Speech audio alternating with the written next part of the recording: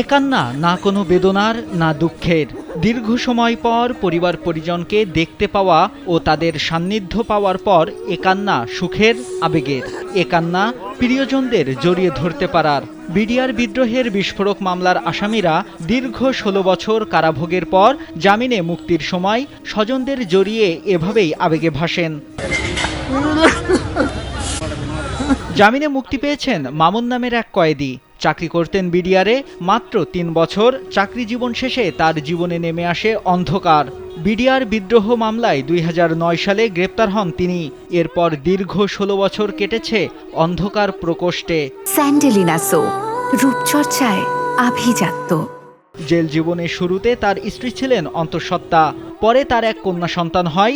দীর্ঘদিন পর বাবা মেয়ের মিলন কারাফটকে এক আবেগঘন পরিবেশ সৃষ্টি করে। ২০০৯ সালে বিডিআর বিদ্রোহের কারণে ২০০৯ সালে গ্রেপ্তার হয়েছিল, কিন্তু আমার জন্ম হয়েছিল ২০১০ সালে এপ্রিলের ৭ তারিখ। কিন্তু আমার বাবা যখন ২০১০ সালে ফেব্রুয়ারির কত তারিখে জানি নিয়ে আসছিল, কিন্তু আমার বাবা আমাকে ৮ মাসের গর্ভাবস্থায় রেখে গেছে। আজ আমি ক্লাস ৯ম শ্রেণীতে পড়ে আমি আমার বাবাকে ফিরে পেয়েছি। আমরা অনেক কষ্ট করে মানে এ পর্যন্ত এসেছি। মানে আমার আম্মু মানে আমার দেখার মতো অনেক কষ্ট করেছে আমাদের জন্য। আমার আম্মু পারতো আমাদেরকে ফেলে রেখে যাইতো, কিন্তু রেখে যায় নাই কখনো। আমি ছাত্র ভাইদেরকে অনেক অনেক ধন্যবাদ জানাই, শ্রদ্ধা জানাই। তাদের শহীদদেরকে আমি শ্রদ্ধা জানাই। আমি আমার মেয়েকে কাছে পেয়েছি আজকে প্রায় ১৬ বছর পর। আমি এখানে পেয়ে আমি অনেক অনেক উদ্বৃত্ত। আমি আমার ছাত্র ভাইদেরকে আমি অনেক করি এবং তাদেরকে বলবো এবং সরকারকে বলবো যেন আমার পূর্ণভাবে আমার চাকরি বহাল করে।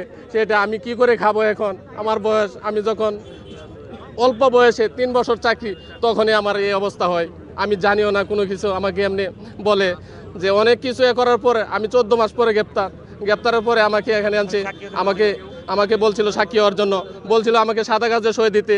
আমি সাদা কাগজে সই দেই নাই বিধায় আমাকে জেলখানা প্রেরণ করেছে। শুধু মামুন নয়, তার মতো ১৩৬ জন বন্দীর জীবনের উল্লেখযোগ্য সময় কেটেছে কাশিমপুর কারাগারের অন্ধকার প্রকোষ্ঠে।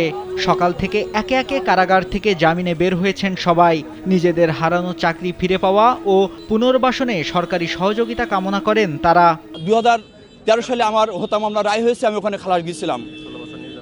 ১৬ বছর আমি নিরপরাধ, আমি জেলের অন্ধকার প্রকোষ্ঠে বন্দী ছিলাম।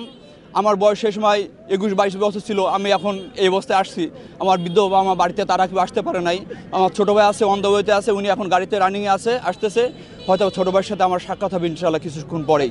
আমরাও জেলে ছিলাম ৩ বছর। আমি জেল খেটে বের হয়েছি। আমার সহযোদ্ধা ভাইয়েরা আজকে বের হচ্ছে। আমাদের দাবি একটাই, আমাদের চাকরিতে যেন পুনর্বহাল করা হয় এবং আমাদের হারানো সম্মানটা যেন আমরা ফেরত পাই। এর আগে কেরানীগঞ্জ ও কাশিমপুর কারাগারে ২২ জানুয়ারি বিডিআর বিস্ফোরক মামলার ১৭৮ আসামির জামিননামা পাঠানো হয়। সেসব জামিননামা যাচাই বাছাই শেষে অন্য কোনো মামলায় আটকাদেশ না থাকার শর্তে বন্দীদের জামিনে মুক্তি দেয়া হয়। সাবেক বিডিআর বিদ্রোহের আসামিদের মুক্তি দাবি করে বিভিন্ন সময় আন্দোলন করে বিডিআর কল্যাণ পরিষদ। বিকেলে এক সংবাদ সম্মেলনে সংগঠনের নেতারা বলেছেন, মিথ্যা মামলা ও ভুয়া আদালতের মাধ্যমে বিডিআর সদস্যদের বিচার হয়েছে, যা নজিরবিহীন। এই যে ১৯-১৬ বছর বা আমরা যারা বিভিন্নভাবে ক্ষতিগ্রস্ত হয়েছি, আমাদের পরিবার পরিজন নিঃস্ব, আমরা অলরেডি মানবতার জীবনযাপন করতেছি। ঢাকা পিলখানা যে ঘটনাটা ঘটে গেছে আপনারা সকলেই জানেন, এটা ছিল পরিকল্পিত হত্যাকাণ্ড। আমাদেরকে বিদ্রোহ তকমা দিয়ে যে ১৮,৫১৯ জনকে চাকরিচ্যুত করা হয়েছে বিশেষ কোর্টের মাধ্যমে, যেটা ঘটনার সময় ছিল একটা আইন, পরবর্তীতে ফ্যাসিস্ট হাসিনা সরকার আরেকটা আইন তৈরি করে যে বিচার ব্যবস্থাটা করছে, এটা সম্পূর্ণই ভুয়া এবং সম্পূর্ণ অনৈতিক, যেটা বাংলাদেশ এবং পৃথিবীর ইতিহাসে এরকম নজির নাই। ২০০৯ সালের ২৫ ও ২৬ ফেব্রুয়ারি ঢাকার পিলখানায় সীমান্তরক্ষী বাহিনীর সদর দপ্তরে বিদ্রোহের ঘটনায় ৫৭ সেনা কর্মকর্তা সহ ৭৪ জন নিহত হন। ওই ঘটনায় হত্যা ও বিস্ফোরক আইনে ২টি মামলা হয়। হত্যা মামলায় খালাস বা সাজাভোগ শেষে বিস্ফোরক মামলার কারণে ৪৬৮ জনের মুক্তি আটকে যায়। হত্যা মামলায় ৮৫০ জনের বিচার শেষ হয় ২০১৩ সালের ৫ নভেম্বর।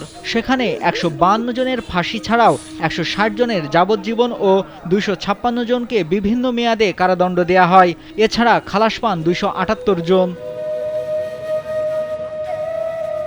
নাইমুল হাসিব, কালবেলা।